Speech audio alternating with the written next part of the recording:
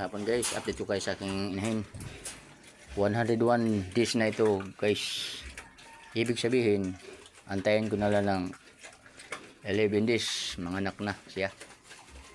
Antabayan natin guys, oh, malaki na tiyan niya guys. Mas malaki ang tiyan ito kasi dati. Pinakain ko na to ng pampagatas guys. Bumili na akong maraming gatas hapon. Hindi ko lang na-videoan kasi maulan. Yan guys, oh. Sana guys, medyo marami ng anak to guys dahil malaki at yan to kasi dati.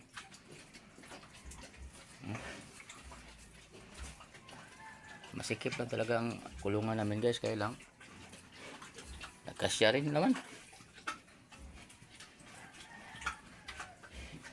Dalawang klase ng pakain ko dito guys, pagkanin baboy at saka feeds na madami gatas para ready na siya. Pag nanak siya, naka ready na yung gatas niya. Kaya ito yung mga ginagawa namin hanggang to guys, hanggang pohon maawat yun ang paggatas lagi. Tsaka ngawang Panginoon Diyos guys, ang pagwalay sa aming mga inahin, sa aming mga anak nito, 30 days to 35 days.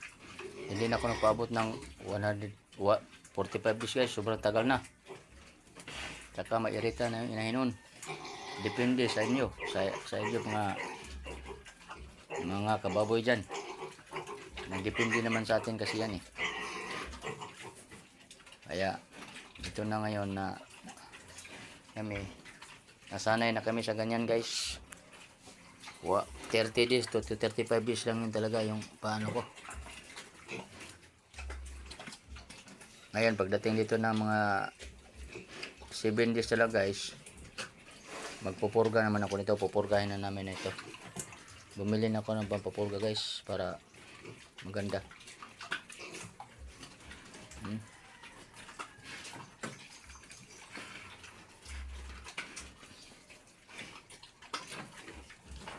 Kaya guys, antabayan na ninyo sa sunod na mga araw pag nanganak ito.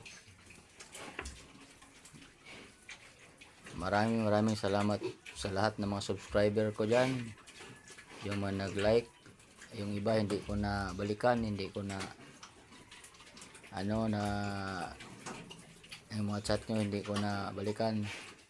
Mag-comment na kayo kay hanggat kaya ko sasagutin ko yung kayang-kaya ng mga katanungan ninyo. Kaya guys, magandang hapong muli. Bye bye. Mag-like, mag-share sa aking YouTube channel, Carlos Charay Piggery Vlog. God is good. Bye bye na po.